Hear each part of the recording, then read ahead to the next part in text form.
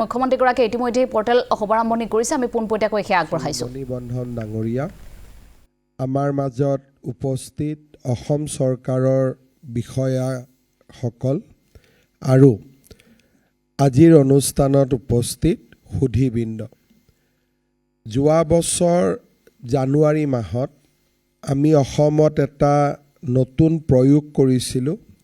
সেয়া হৈছে চৰকাৰী কৰ্মচাৰীৰ বদলি এই বদলিৰ যিটো প্ৰক্ৰিয়া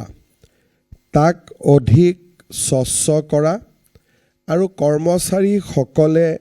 কোনো কাৰ্যালয়লৈ নহাকৈ নিজৰ কৰ্মভূমিৰ পৰাই নিজে বিচৰা জিলাখনলৈ যোৱাৰ বাবে এটা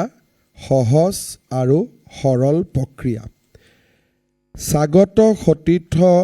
যিটো আজি আমি পৰ্টেল মুকলি কৰিছোঁ এই পৰ্টেলটোত প্ৰথমতে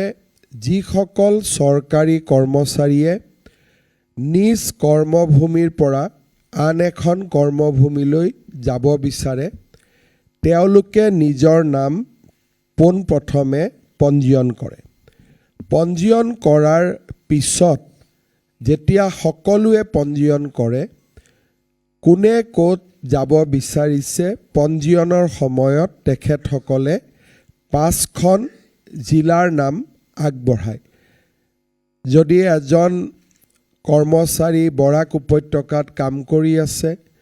ব্ৰহ্মপুত্ৰ উপত্যকাৰ তেওঁ 5খন জিলাৰ নাম দিব যেতিয়া স্ক্ৰীনত এই পঞ্জীয়নভুক্ত কৰা সকলোৰে 5খন জিলাৰ পছন্দ আহি পৰে আৰু প্ৰত্যক্ষ কৰি ট্ৰান্সফাৰ নহ'লেও যদি 3জন বা 4জন বা 5জন লগ লাগিলে এই চেইনটো কমপ্লিট হয় তেনেকৈও আমি আবেদন কৰাৰ লগে লগে কম্পিউটাৰৰ জৰিয়তে তাক এটা ছিষ্টেমেটিক প্ৰচেছৰ জৰিয়তে কেণ্ডিডেটজনৰ সন্মুখলৈকে আহে যে আপুনি 5খন জিলা বিচাৰিছিলে 5খন জিলাৰ 5 নম্বৰ জিলাখন আপোনাৰ বাবে উপলব্ধ বা 1 নম্বৰ জিলাখন আপোনালোকৰ বাবে উপলব্ধ আৰু যেতিয়াই তেওঁ কনচেণ্ট দিব তেতিয়াই আমাৰ হেড অফ দ্য ডিপাৰ্টমেণ্টৰ সন্মুখলৈকে আহি পৰে যে এই দুইজন ব্যক্তি বা এই চেইনটোক আমি অনুমোদন দিব লাগে যাতে স্বাগত সতীৰ্থ পৰ্টেলে ট্ৰান্সফাৰ অৰ্ডাৰ জেনেৰেট কৰিব পাৰে এই প্ৰক্ৰিয়াটো সাধাৰণতে অসমৰ বাহিৰে ভাৰতৰ কোনো ৰাজ্যই এতিয়ালৈকে গ্ৰহণ কৰা নাই আৰু এই যিটো পদক্ষেপ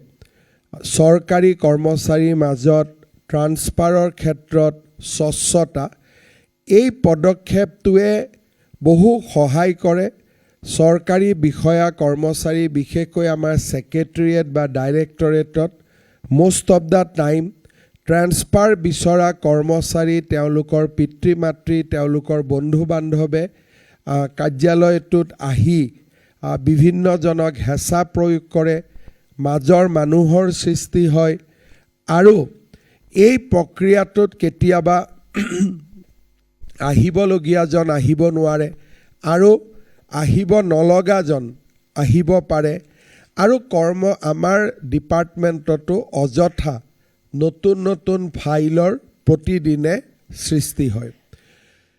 শিক্ষামন্ত্ৰী থাকোঁতে মই সৰ্বশিক্ষা অভিযানৰ শিক্ষকসকলৰ মাজত মিউচুৱেল ট্ৰান্সফাৰৰ প্ৰথম ব্যৱস্থা আৰম্ভ কৰিছিলোঁ ব্যৱস্থাটো সফল আছিল কিন্তু তাত সহজো আছিল কাৰণ তাত এজনে এপইণ্টিং অথৰিটি আৰু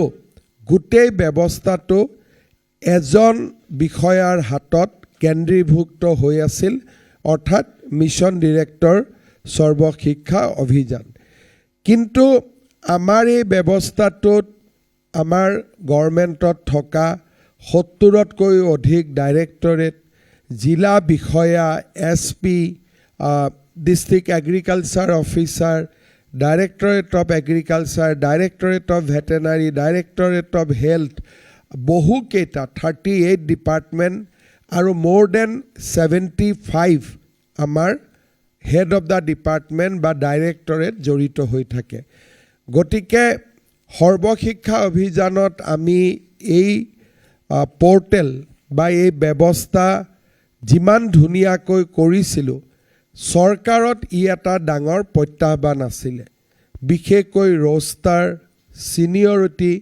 এই গোটেইবিলাক মেইনটেইন কৰা, কোন ডিপাৰ্টমেণ্টত কিমানটা OBC থাকিব লাগে, কিমানগৰাকী ST থাকিব লাগে, SC থাকিব লাগে, আমি এই গোটেই কামটো কৰোঁতে ৰোষ্টাৰ আদি মেইনটেইন কৰাও এটা ডাঙৰ প্ৰত্যাহ্বান আছিল। যি নহওক 2024 চনৰ 25 চনৰ 1 জানুৱাৰীৰ পৰা আমি